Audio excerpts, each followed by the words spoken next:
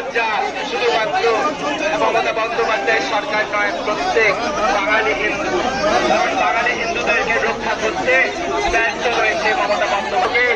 পশ্চিম বাংলাদেশ হতে দেওয়া যাবে না। তাই জুড়ে বিলের নামে যে জিহাদিদের আক্রমণ হিন্দুদেরকে বেছে বেছে শুরু হয়েছে, সেটা মালদা মুর্শিদাবাদ থেকে শুরু করে সাউথ 24 পরগনা হুগলিতে হাওড়া গ্রামীণও বাদ যায়নি।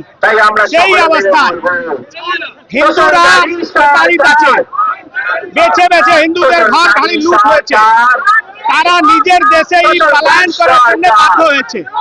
আর 4 ঘন্টা রাজ্য পুলিশ মুখ দর্শক হয়ে দেখছিল, বিএসএফ নেমে এই পুরো পরিস্থিতিটাকে সামাল দিল। আর পশ্চিম বাংলার নির্লজ্জ পুলিশ বলছে নাকি বিএসএফ বাইরে থেকে লোক নিয়ে এসে পাল্টা করিয়েছে। ধরা পড়ছে ওখানকার মুসলিম নেতারা যেভাবে মুসলিম তুষ্টিকরণের নামে পশ্চিম বাংলাকে জিহাদিদের হাতে মমতা ব্যানার্জি তুলে দিয়েছেন। আমরা তার প্রতিবাদ করতে আজকে হেঁটে নেমেছি। আপনারা জানেন জম্মু কাশ্মীরে আতঙ্কবাদী হামলা হয়েছে, সেখানকার আতঙ্কবাদীরা হিন্দু বেছে বেছে মার্ডার করলো। তাহলে ওর মধ্যে আর পশ্চিম বাংলায় যে ঘটনা হচ্ছে তার মধ্যে কি তফাৎ? হিন্দুদের বেছে বেছে দোকানপাট লুট হয়েছে, ঘর বাড়িতে আগুন করেছে, দেখে দেখে হিন্দুদেরকে মেরে শেষ করে দিয়েছে। হরগোবিন্দ দাস, চন্দন দাসকে পিটিয়ে মেরেছে ওই কাশ্মীরের আতঙ্কবাদী। আর পশ্চিম বাংলার জিহাদিদের মধ্যে কি তফাৎ? পশ্চিম বাংলায় মুখ্যমন্ত্রী পদত্যাগের দাবিতে আজকে হাওড়া জেলাতে ভারতীয় জনতা পার্টির এই আন্দোলন। এখন পশ্চিমবঙ্গের জ্বলন্ত ইস্যু সন্ত্রাসবাদ। পশ্চিমবঙ্গে সন্ত্রাসবাদের আগেও ছিল, আমরা দেখেছি যবে থেকে মাননীয়া পশ্চিমবঙ্গের মসনদে বসেছে তবে থেকে পশ্চিমবঙ্গ গোলা বারুদের একটা আগ্নেয়স্তূপের উপরে বসে আছে। এখানে সবসময় অকাল কালী পুজো চলে, অকাল দিওয়ালি চলে, যে কোনো সময় বারুদের স্তূপ ফাটে এবং আমরা দেখতে পাই মানুষের মৃত্যু ঘটে। আর এই মুহূর্তে আমরা কি দেখতে পাচ্ছি?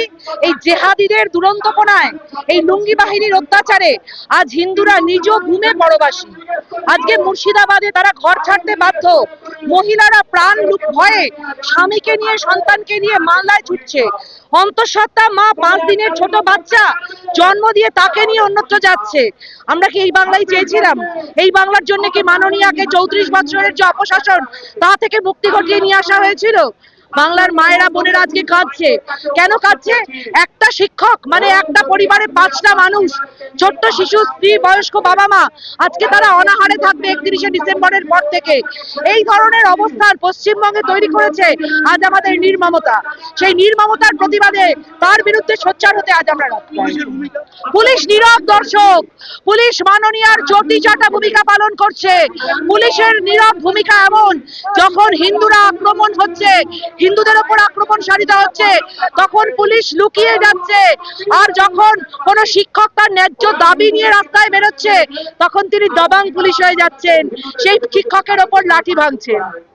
থেকে বড় কথা, মমতা ব্যানার্জি এতটা নির্লজ্জ যে পরিবারে একজন বাবা এবং সন্তান দুজনকে কুপিয়ে খুন করা হলো মুর্শিদাবাদে, সেই পরিবার ওই মমতা ব্যানার্জির যে উপঢৌকন তাকে প্রত্যাখ্যান করেছে। 10 লক্ষ টাকা, যেটা একটা দুটো জীবনের থেকে অনেক অংশে কোনোভাবে ক্ষতিপূরণ করা যায় না, সেই জায়গাকে প্রত্যাখ্যান করেছে তারা। এখনো মমতা ব্যানার্জি নির্লজ্জের মতন মিডিয়ার সামনে দাঁড়িয়ে বলছে আমরা তাদের সন্তানের পড়ার খরচা দেব, আমরা তাদের 10 লক্ষ টাকা দেব।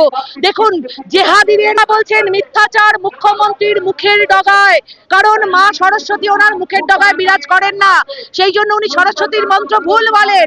ওনার মিথ্যাচারে গোটা বঙ্গবাসী আজ রুদ্ধশ্বাস অবস্থা, আজ গোটা বঙ্গবাসী মরণাপন্ন অবস্থা ওনার মিথ্যাচারের জন্য।